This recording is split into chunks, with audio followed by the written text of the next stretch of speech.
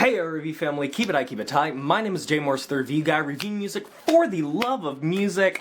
God, I love music, and I'm back again to bring you another video. So I think that one thing that everyone here can pretty much universally agree on is that the year of 2021 was a dumpster fire wrapped in barbed wire sitting atop a bonfire of incinerating misery and anguish where everything that could go wrong absolutely did go wrong. There were so many atrocities in the world, so many uncomfortable moments, tense moments, so many issues, so much political discourse, all of these things with the you-know-what, YouTube doesn't like you talking about it. Wow, it's almost as if censorship makes people want to talk about it even more. But if the year 2021 was an indication of anything, it was nothing short of a very powerful time for a lot of despondent and emotional art to be created when artists and musicians started to come back into the world in full swing, touring, making EPs, making demos, making albums. To say the least, it was a very prolific time for musicians, for artists. And I think this was probably the single most competitive year and list that I've ever had to construct. That is why it's coming out later than usual. I have had so much on my mind with it, and so many things that have been swapping positions, because as hard as it is to believe, this list could have been bigger. But if I'm known as nothing else on this platform, I'm known as the extra one of the niche, so we're taking it to 50. It goes without saying, but the way I'm going to do this, and your list is progressively, the farther up I get up the list, I'm going to talk about the records more and more.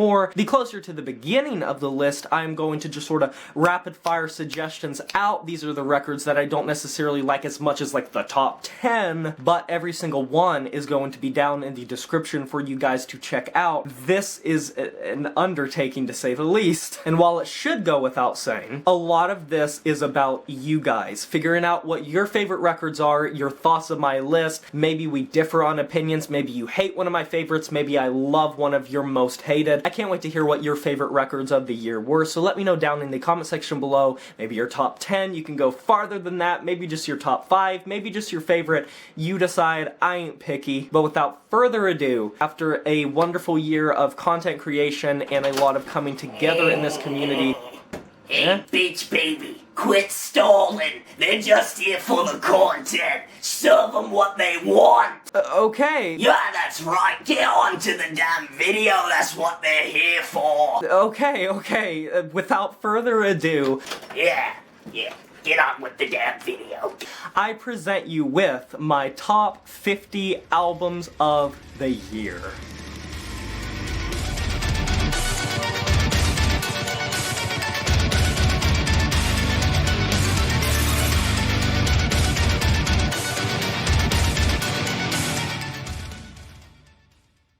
Starting with number 50 with Mental Cruelty, A Hill to Die Upon, a sort of great display of why Black and Deathcore is continuing to make a lot of waves, both in the underground and surprisingly the mainstream, sort of breathing life into this new wave of deathcore that's being infused with black metal.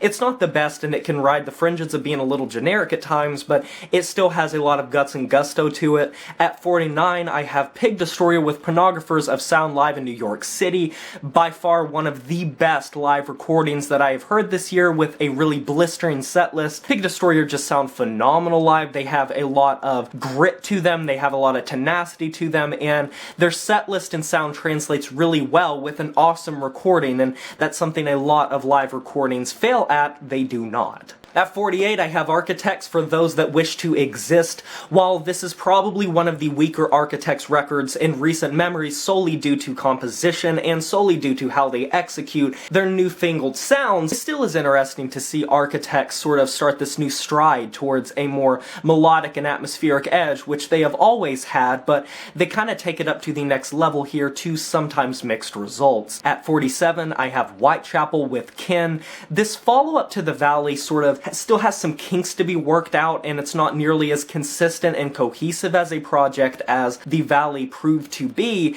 and I think maybe in time Kin will be more appreciated, but for now it just sort of seems like the step down, the sort of desaturated version of The Valley, and in my review, like I said, I can't see myself picking this record over The Valley. At 46, I have Signs of the Swarm with Absolvere, one of the greater brutal deathcore records of the year. Signs of the Swarm keep the BPM at an absolute absolute frantic pace. They are chaotic, they are messy, there's just no rhyme or reason to it, but there still is a surprising amount of smart songwriting and smart riff writing. Think sort of like Infant Annihilator. At 45, I have Frozen Soul with Crypt of Ice. They live up to their name, and they are very meat and potato, sort of skin and bones type of death metal. In the old veneer, the Cannibal Corpse, bolt thrower type of death metal, there's nothing too touched up or flashy or technical about them, but if you want that itch scratched, I think Frozen Soul does it better than a lot of the other contemporary bands at large. At 44, I have Nails with Unsilent Death. This is a bit of a cheat, but I think more people need to listen to this debut from Nails. So many people got hooked on the record, You Will Never Be One of Us, but the thing about this record is it's sort of redone, it has some extra tracks, it's the anniversary edition, and I think to honor this record is just very smart. At number 43, I have For Giants with There.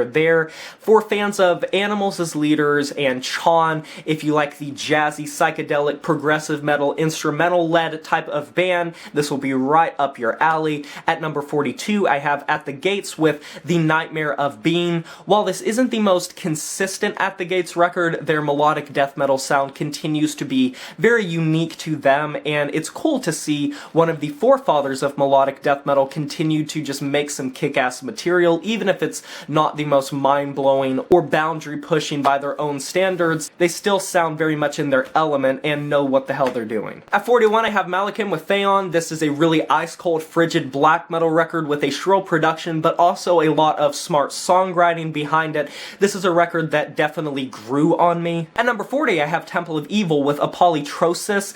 This is a black metal record that falls in the category of the dense, the incomprehensible, the impenetrable, the rock hard and solid. It has a stoic nature to it. It's very taciturn. It is an awesome sounding record. If you like black metal that stays very dense and sort of like it's being surrounded by a bulwark, I think this will be a good record for you. At number 39, I have Between the Buried and Me with Colors 2. This definitely received a lot of mixed reviews from critics. Some really enjoyed it and thought it was an amazing follow-up to Colors, and other people think that it doesn't live up to the legacy that Colors set. I'm sort of neutral. I think Between the Buried and Me is always a supremely consistent band, and even if there are certain records that I'm not the biggest fan of, like the Automata series I'm not the biggest fan of, this still is a really far-reaching progressive metal record, and there are very few bands like Between the Buried and Me that do it quite like them. At number 38, I have Slaughter to Prevail with Kostolom, one of the best true blue deathcore records. Slaughter to Prevail have set the bar extremely high for themselves, and to see them live up to that is just really impressive to me, because they definitely had a lot to fail at, but they really succeeded, surprisingly. Oh, it's getting hot in here. I'm getting excited about these records. Got a strip for y'all.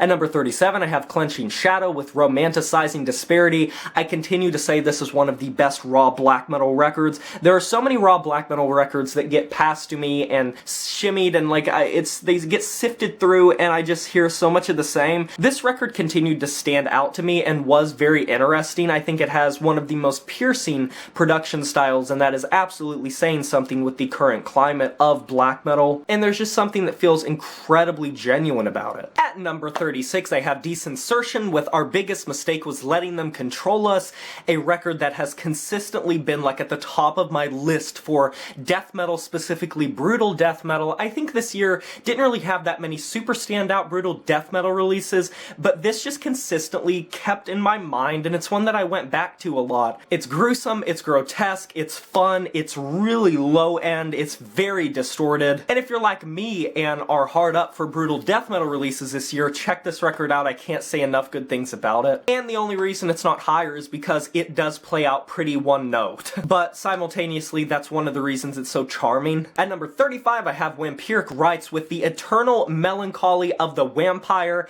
This is a raw black metal release which can become a little theatrical and a little bit preachy in the way the vocals come across, but something about the production just keeps me coming back to it. It's very hypnotic and intoxicating and and sort of like romanticizing disparity by Clenching Shadow, I was really brought back by the production and the genuine nature of it, because you get a lot of raw black metal that just kind of does the same thing, but this is a standout release that I really just kept getting brought back to for some of the strangest reasons. It's very ominous, and it's cloaked in this layer of just evil and darkness, and it's fun to just sort of embrace that, so check this out if it slipped under the cracks for you. At number 34, I have Rivers of Nihil with The Work. While this record isn't as ambitious as their prior material, and there are some kinks to be worked out with how they come across and how they execute some of their new material where they're inducing all of these different influences, Rivers of Nihil have always been very ambitious and incorporated so many influences into an already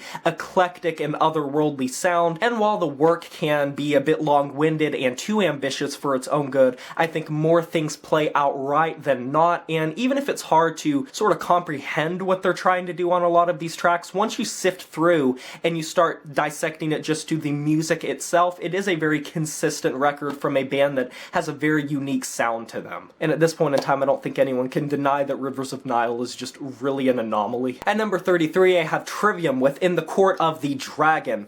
Matt, I think, is such an infectious vocalist, such an infectious frontman, and his energy, his lyrical capability, his vocals really carry Trivium more often than not. Just watch like 2 interviews with the dude. He is such an infectious man when it comes to his personality and his charisma, and that does filter through a very consistent metalcore record. If you're a fan of like the classics of metalcore, the Kill Switch Engages, the As I Lay Dyings, the Bullet for My Valentines, that era of metalcore, Trivium is keeping it alive and well and making sure that the material still kicks a hell of a lot of ass with a lot of riffs and solos and breakdowns. It really is classic, but there's this arena semblance to it that makes it accessible and not too grating, it's not too loud, it maintains its quality, and even if it's a little one-dimensional even by Trivium standards, it's ear candy for people that have an affinity for metalcore music. At number 32, I'm going to put Enforced with Kill Grid. This is a record I didn't review, but one that I continue to go back to. It's a very crust-laden hardcore punk album with a lot of sort of Ringworm-esque metalcore music. If you are familiar with the band Ringworm, the distortion, the feedback, the punk vocals, the punk progressions, everything in the riff writing remains very metallic. So it has the metal being infused with hardcore punk, and it's just a really fun time. At number 31, I have Ruin with Spread, Plague, Death. I have been a major proponent of Ruin as one of the better brutal death metal bands that a lot of people just don't really realize, and I know years and years ago when Anthony Fantano covered them, it was the compilation they did, I believe, a lot of people were turned on to them for the first time, but they still continue to slip under the cracks. If you just want some gritty as all hell, low-end, brutal death metal, very chunky and heavy and rich and vivid, not too flashy, not too produced, very primordial and raw, I can't say enough good things about Ruin, and this record just continues to be that ear candy for those of you that might be into that, and it certainly was for me. At 30, I have Beartooth with Below. While I had some reservations going into this record based on the singles, I think as a full cohesive project, Beartooth really continued to prove that the way they are incorporating hard rock and post-hardcore into a metalcore formula is kind of what Asking Alexandria wish they were capable of. Beartooth just succeeds at what Asking Alexandria have been trying to do for years now with their hard rock era. It still just has that buff exterior and those metalcore flavors and those metalcore flares, but with that stadium rock appeal and those hard rock riffs and the hard rock vocals and the shout and pump your fist choruses, it really is mixed in a good way. And while some tracks flounder more than others, and that's the only thing preventing this from being higher, I think comparatively speaking, with a lot of bands that try to go more accessible, to try to go more commercialized, Beartooth certainly is one of the better bands to do it that I have heard. And even if it is a far cry from a record like Disease, which is my favorite Beartooth record, it still is a new chapter for them that I think they are very successful at. And it might not be everyone's cup of tea, especially if you are more traditionalist or purist when it comes to their material, but if you give it a chance and let it sink in as a separate entity and not just a continuation of what they've been doing for years, you might find more satisfaction and appreciation in what they put into their music now. Because you know how everyone has the cliche of saying, you know, they're more mature, this this band's more mature because they changed.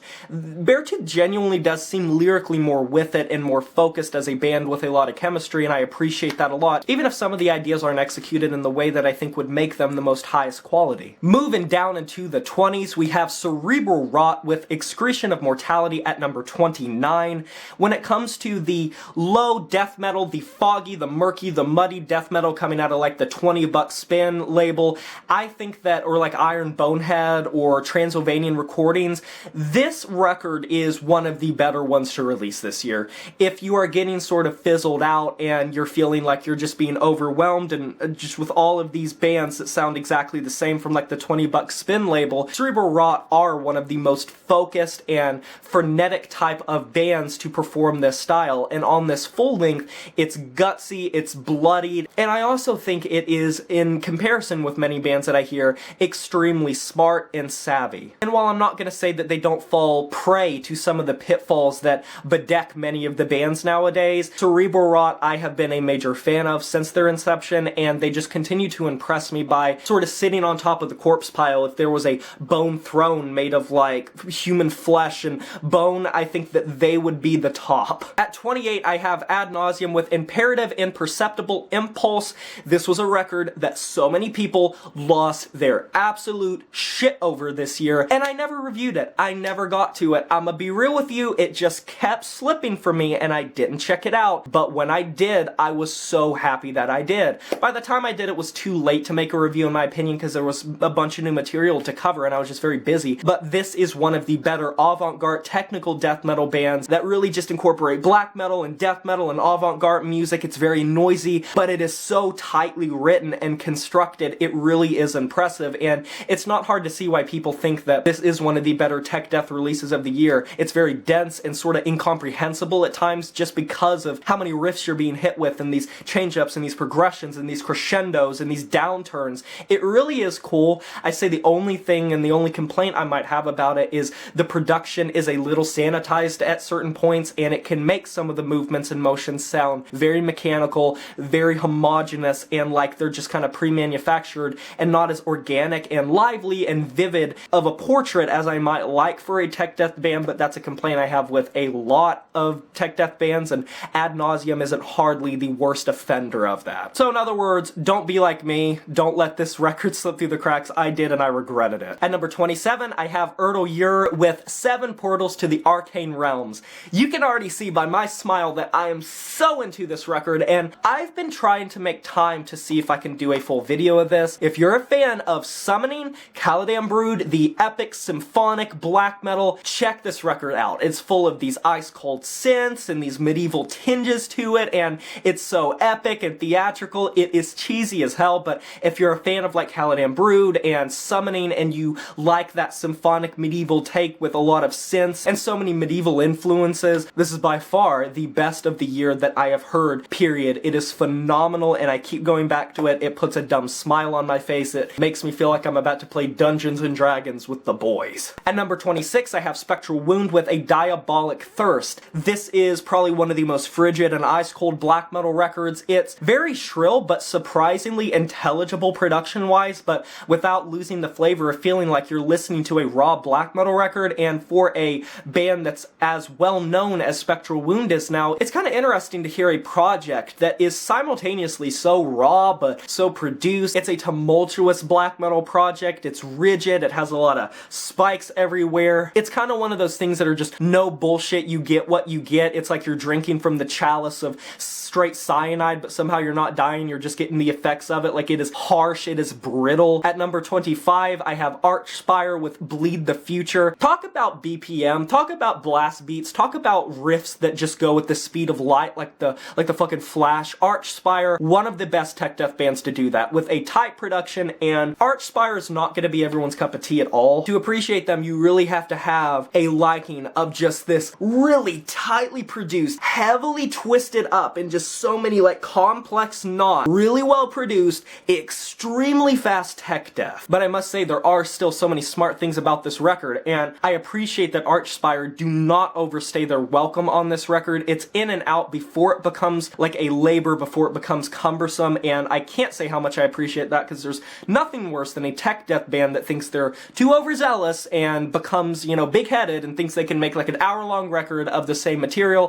Archspire condenses it, keeps it confined, and that's really awesome. Even if it's not going to be for everyone. I have the Ruins of Beverast with the full grimoires. When it comes to experimental and avant-garde black and death metal, the Ruins of Beverast really surprised me. I wasn't really able to get into their material as much as I would have liked up until this point, because I think sometimes they became a bit too much, a bit too experimental, while losing the ability to make a fun record and an enjoyable record musically. The full grimoires irons that out, but it is very conceptual and it's long-winded, so if you want sort of like a story being told to you, if you want to feel like you're just opening this old tomb and dust is pouring off of it and making you cough, it's that dingy, it's that forlorn, it's that subterranean, and even if it's a little long to listen to over and over, I have found a lot of appreciation with the songwriting. Call me a nerd. At number 23, I have Born of Osiris with Angel or Alien. Now, I have some complaints about this record feeling very similar to some of the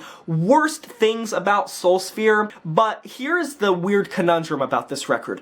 I love it to death. I keep going back to it. It is so earwormy and so damn catchy chorus-wise, but I don't know if I'm the only one that thinks this about this record. It seems like it adopted all of the worst things of Soulsphere and Tomorrow We Die Alive and the best things of The Discovery and merged them together into this bastard child amalgamation that takes every good and bad trait of different records and puts them into their own creation. More of it plays out good than not. There are a lot of really well-written progressive metalcore tracks here, and it just leaves me hungering for more. I hope we don't have to wait a really long time to get new material from Born of Osiris, because they continue to be one of the best to do it, and they fall off a little bit with cheesiness and corniness chorus-wise, but more often than not, they hit the mark, I'd say. At number 22, I have Asphyx with Necroceros. When it comes to doom metal being merged with death metal, I have always been a staunch advocate for making the balance make sense. So many bands, when they merge black metal and death metal, or death metal and doom metal and black metal, one will just overpower the other and smother it, and it will make this balance that is just so wrongly done. But Asphyx really nailed it with doom metal and death metal here. It's mud-caked, it has a lot of texture to it and a lot of depth and intensity to it without losing any of the credibility of the genres that they are pulling from. I really like this record a lot, if you can't tell. You know, some people consider this an EP, some people consider it a demo, some people consider it an album. I'm going to consider it an album. At number 21, I have Gatecreeper with An Unexpected Reality. Y'all might have forgot about this record. Y'all shit your pants when this released, like very early in the year. I'm talking like January. I certainly didn't. This record lived up to its name. They brought death metal, their buff type of death metal, and then they just rolled in grindcore out of nowhere and just piled on grindcore, and I was like, literally, where did this come from? Like, where was this ever? Because when you look at a record like Deserted from Gatecreeper, it's just one note, it's very buff death metal, was never able to get into them. Thought they were very one-dimensional, didn't really have much else to them to really rant or rave about, but on Unexpected Reality, they just pile on this grindcore, and it's a fast record, it's so fast, it gets in and out before like any time at all. It's like an early Daughters record, and the riffs are pummeling. It sounds like a completely revolutionized band that is taking such a separate approach, and it released out of nowhere. No one saw it coming. I remember it shocking and surprising the metal world, because everyone expects a certain thing from Gatecreeper. They are wildly popular for their breed of death metal, and they were one of the biggest bands to blow up. But then they bring in this new influence, and everyone freaks out even more, because it's even better. Like, how did this happen? Like, how is this record so good? Like, I went back to it when I was doing this list, because I hadn't listened to it in a few weeks, and I was like, I really want that Gatecreeper record here. I don't know where I'm going to put it. And then I was like, this is one of the best records of the year, and it released right at the start of it. I just can't say enough good things about it, and I want to know, am I crazy here? And just missing out on the teens, at number 20, I have Spire with Temple of Kronos. check this label out because they just craft some of the strangest avant-garde, experimental, black metal, and noise music, and doom metal, and quantifying Spire into any sort of description is genuinely like trying to decipher hieroglyphics, like you're an anthropologist and you're digging through the hieroglyphs and you're trying to figure out what the hell any of these like obscure languages mean. It is so multi-layered. There are so many things going on. It is noisy, it's abrasive, but it also has this sheen of beauty somehow, and elegance, and this extravagance that it absolutely knows what it's trying to do, and it's just, it literally leaves my jaw on the floor. I don't want to spoil it too much, but if you missed out on this record, double back to it, because it still stands out as one of the strangest, if not the strangest, the single strangest record I've heard this entire year. Alright, we are getting down to it. We are in the teens now. This is where I'm going to start really giving good shout-outs to these records. Any of these records are fantastic. Can't suggest them enough. I really want to highlight the fact that any of these records would be wonderful to check out if you haven't already. So you know what I say? Let's go! At number 19, I have Holding Absence with The Greatest Mistake of My Life. One of the best post-metal and post-rock influenced metalcore and post-hardcore bands with one of the single greatest vocalists in the game. If you've ever seen this dude live or not seen one of their recordings on YouTube, go listen to them, go watch them. He is phenomenal. This dude has some of the best note coverage, some of the best range, some of the best breath control. He is phenomenal. He has the really succulent low end. He has the really high-pitched, aggressive singing, very Architects inspired, all while being layered with so much atmosphere and emotional lyricism. I really can't say enough great things about Holding Absence. I think they are one of post-hardcore and post-metal's best-kept secrets right now, and if you're a fan of Spiritbox's sound, I would say, definitely check it out, because they do sort of overlap with them a little bit. At number 18, I have Sayor Guardians Remastered. So happy that Sayor is continuing to remaster his works and getting them out to the world more. When it comes to folk metal being brought to black metal, I think he is one of the most powerfully led, powerfully driven, passionate performers. I love this sound. It is gorgeous, it's marvelous, it has a lot of intensity to it, but it never sacrifices the atmosphere of being out frolicking in the woods with a bunch of pixies and fairies. Just a really gorgeous remastering, and if you haven't heard this at the time, then now's your chance. What are you waiting for? At number 17, I have Last Days of Humanity with Horrific Compositions of Decomposition. Gore grind record of the year. I don't think anyone can deny it. As soon as it came out, these masters proved why they are like the #1 gore grind band that everyone knows, unless we're talking early Carcass. They've been consistent for decades now. This record is pummeling, it's relentless, it doesn't let off the gas pedal, it has such an amazing resonance to it. Love the percussive work on this record. So many gore grind bands just try too hard for the tin can sound, but Last Days of Humanity knows that if they just pummel your face and bludgeon you into smithereens, that's just as good. At number 16, I have Full of Hell with Garden of Burning Apparitions. While Full of Hell still is experimenting with a lot of the distortion and noise that has peppered some of their collaborations and their main studio links, they sort of return to their roots with a really high-octane grindcore and power violence-infused record. It's not nearly as noisy, which by Full of Hell standards, they're still one of the noisiest bands on the block, but I really enjoy this stripped-back, more straightforward approach, because when it comes to it, Full of Hell really has an amazing sound to them when they do that. At number 15, I have Portal with Avow and Hagbulbia. Merge the two, listen to them together. I say that all the time. I'm a staunch advocate for saying that Hagbulbia is an amazing record, maybe the better of the two, just because I love drone and I love noise, but how do you describe Portal? Just a swallowing, all-encompassing sound that just takes you in like an ocean wave, a mega tsunami, and just submerges you under all of these just complicated riff structures and complicated vocals, and they always mix their music to just feel like, 10 gallons of just infernic volcanic lava being poured on you, just like a skyscraper. It's a wrecking ball. It wrecks your face in. I'm making this sound disgusting. You are going to bevile and ooze liquefied remains out of every single orifice of your body once Portal's done with you, but they're gonna do it in a susceptibly intelligent way, and they're very cerebral about it, and they're gonna make progressions and structures that are so intangible to the human, like these are aliens. They're interstellar. They're otherworldly. I don't believe that they are from this planet.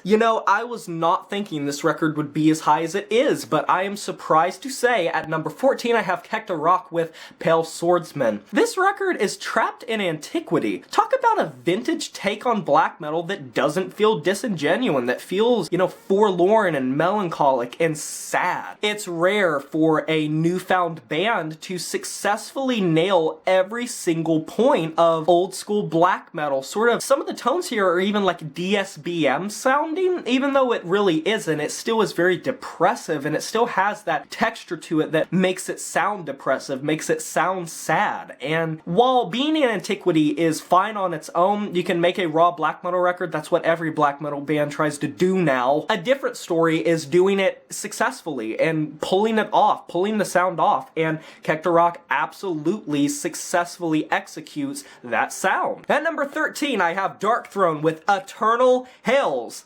Speaking of classic black metal, how is it that Darkthrone is successfully becoming more old school with each release they do? I wasn't a big fan of a lot of Darkthrone's material in the 2010s. I think they were very underwhelming, sort of a letdown. Pretty much everything past Underground Resistance just continuously failed to impress me. It felt like they were reaching too far. But Eternal Hells takes the speed metal and the heavy metal that they have been incorporating in recent memory in the 2010s and sort of links that up with more of a murky doom and sludge metal influence, all while being very brittle and having that black metal. And I think Eternal Hells really does read like a culmination of every single thing that they have been putting into their sound in recent memory, put into one, and they genuinely listened to feedback in themselves and crafted a record that is every best portion and every best part from their recent material. Yeah, it just really impressed me, and I was happy to see Darkthrone return to form, because I love to hear them in their element, because when they are in their prime, they're fantastic. And the fact that after all these years, they're still crafting such great material, what more can you say? It's just downright impressive. And speaking of older bands crafting material that's really impressive, at number 12, I have Gojira with Fortitude. Wow.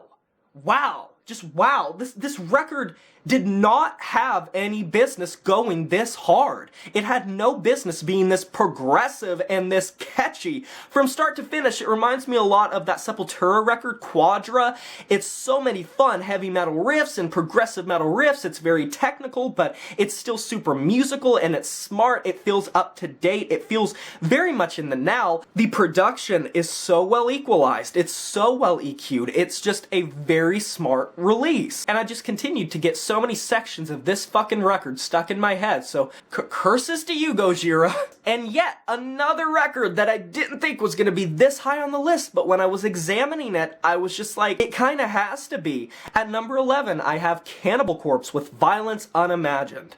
Now, yes, Cannibal Corpse, they don't reinvent the wheel. They don't really need to. They're one of those bands that you get what you get. You know what they're going to give you. For decades, they have been so consistent with the material that they have put out and managed. They are always going to release a consistent death metal record. And there's something fun about that consistency, knowing that if you see Cannibal Corpse on the calendar, mark it, because you're gonna get a really awesome death metal record. But there is just something that was smarter about this record, something that sounded tighter about this record. For releasing so many records that are in the same style, Violence Unimagined came out the other side, sounding heavier, sounding chunkier, sounding like it had more groove to it, and just having a lot of clarity and smoothness. Corpse Grinder continues to be one of the best guttural growlers in the entire game. The amount of people he's influenced is insurmountable. I just imagine that, like, width and inch-wise, he just gains like 1 fucking inch on his neck every time, like, he influences another vocalist. That's why he's like a giraffe, like his head like goes all the way up here. It's like insane insane. Also, if you ever get the chance to see them live, do yourself a favor and do it. Saw them.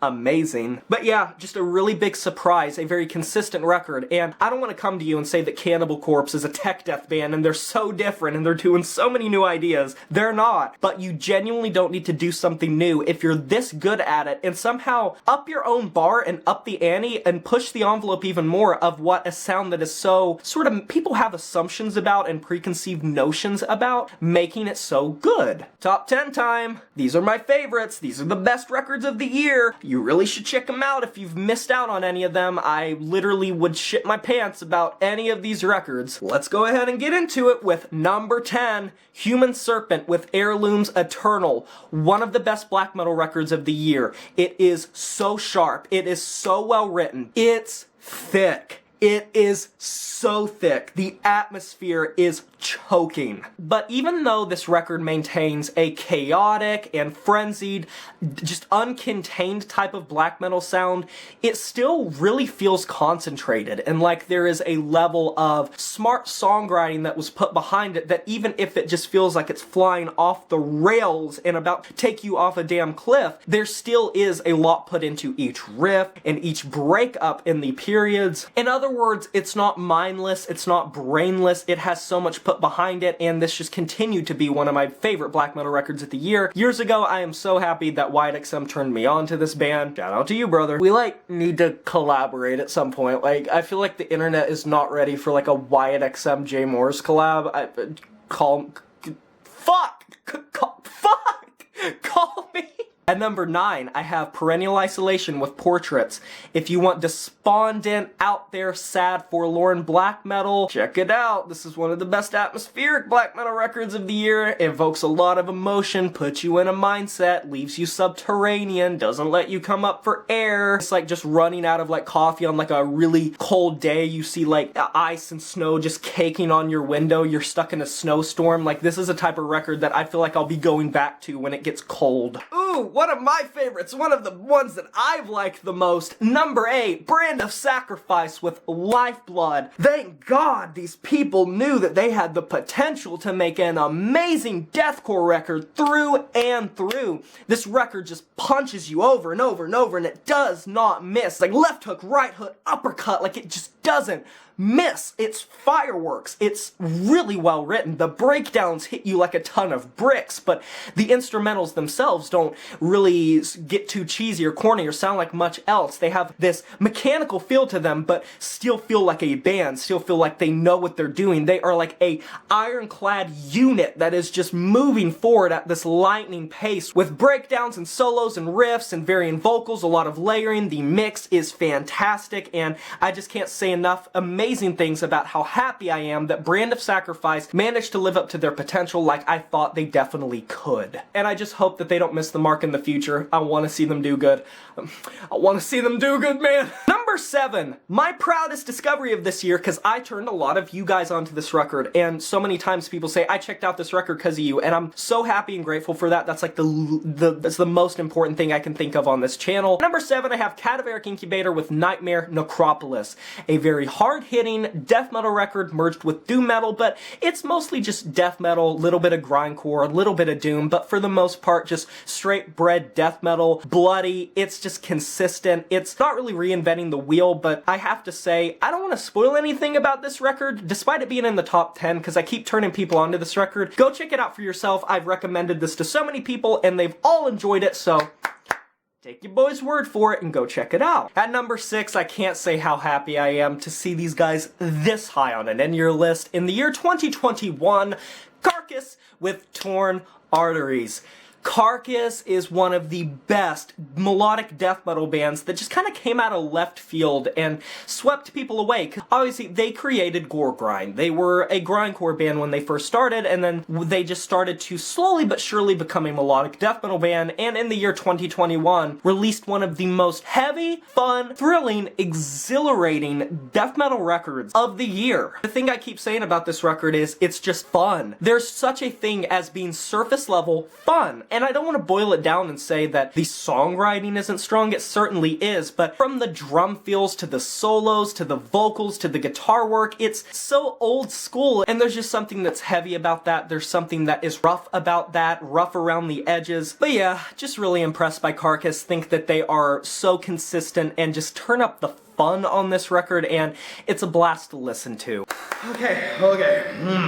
Prepare yourselves, for I have the top 5. And at number 5, surprisingly, Cynic with Ascension Codes. I have not heard a progressive metal record this year that has touched me as much as this record. And it's not recency bias either. This is a really well-crafted prog record, man. It hits all of the marks that it should. It's insanely catchy. It has a lot of progressions to it. It's very technical, but if you just listen to a standalone, it's also an awesome record. And Cynic set their legacy up so long ago with Focus, and the fact that in 2021 they have a record that is this well crafted, this well assembled, this intricate and meticulous is not only extremely impressive, but just a gem and a joy to behold. And every time I listen to this record, there's something new to appreciate, to dissect, but it can also be amazing background music, and I've genuinely fallen asleep to it before. So there's just a lot to love about it. At number 4, I have Era's self-titled record.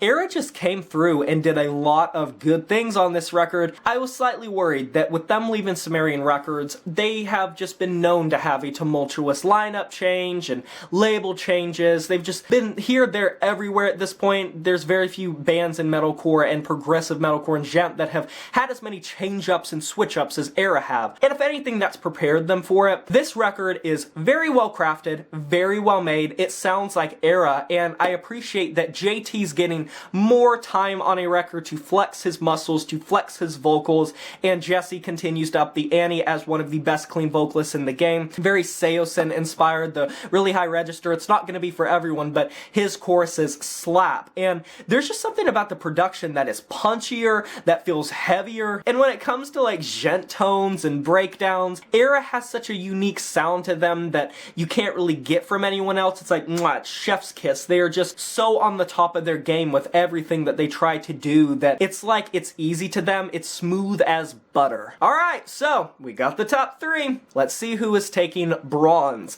That would be going to Spiritbox with Eternal Blue. Spiritbox, breakout band. Who doesn't fucking love Spiritbox at this point? They have been absolutely blowing up everywhere, and for amazing reason. You guys should have seen Blue Ridge Rock Fest, the first US show they ever performed. People had a stage surge where they jumped the fences for the VIP and Golden Pass tickets and rushed the stage. That is how much people love Spiritbox. Emotionally, this record is powerful. Cadence-wise, Courtney is a wonderful vocalist. You get the heavy, you get the soft, you get the post-metal and post-rock influences, you get those songs that tug at your heartstrings and thematically are just so well written, such as Constance, but then you get really heavy tracks like Holy Roller, and you get those gent flavorings on tracks like The Summit, and you get the collaboration on Yellow Jacket, which is electronic and synth-laden and extremely mechanical, and it's just all over the place all of the time, and it's amazing that they string it all together in a way that makes sense. You never question it. You're not like, this seems out of place, that seems out of place. It still feels like a singular album experience, and it's decently long. To say Spiritbox knocked it out of the park would be an understatement. They did more than just knock it out of the park. They hit home run after home run after home run after home run, and they've set the bar high, and at this point it's up to them to live up to that. At number 2, taking the silver medal of J. Morse Surviga, if that's even a thing. I don't think these bands get trophies. I'll let you know. I'll talk to my manager if we can manufacture you trophies. At number 2 is 4 with the Life Feeding Flame. The only record I gave a solid 10 out of 10 this year. It has a lot of whiffs of Primitive Man's record Caustic, which is one of my favorite metal records. It's downtrodden, it puts you in a mood, and there are very few records. I would say that both the number 1 and number 2 spot both serve the purpose of putting you in a mindset, sucking you in, and for this record, it's heavy, it is smothering, it's suffocating, it's burying you so far beneath the surface that you cannot even know where you are. It's claustrophobic. Dense is an understatement. This record is towering, it is megalithic, it is what the Megalodon would have measured at. It is a doom metal record that has a lot of death metal influence, but it is mostly moving forward at a slug's pace, and they do not need many tracks, and they do not need an extremely long record to get the point across of making you just feel so emotionless and so numb and just so lost. It's hopeless. Like wandering through like a desolate, barren wasteland with just no sign of anyone or anything in sight. Even though this record has a lot of texture and life to it, it still feels sapped of it. It still feels desaturated, but intentionally. And that's why I love this record, and it just continues to impress me with how good of a job it does at putting you in that mindset. Y'all want to be let in on a secret? Taking the Gold, the #1 spot, is a record that if I would have reviewed, I would have given it a 10 out of 10. But the issue is I could never formulate my thoughts about my love for this record in a proper way that people would understand, because I was never going to be able to express it properly. At #1, I have Olhava with Frozen Bloom. Russian black metal, Russian atmospheric black metal, tends to have a lot to it that you start to really get a feel for the patterns and the formulas they play in. And Olhava certainly don't go too far beyond those bounds. And I think you can already see it's tripping me up a little bit talking about it. This record came at me in a time when I needed it, and instrumentally, musically, hit me when I needed it most. And emotionally, kind of like I said with 4, and I hinted at it, evokes so many emotions of winter and desolation and lonesomeness, and the simplicity of how the instrumentals are just really do pay a lot of mind to making sure that it quickly gets a point across, it quickly gets its atmosphere across, and it does just that. And once it hits you with it, it doesn't let up with that, it continues it, it never really lets up on that energy, it never lets up on that emotion,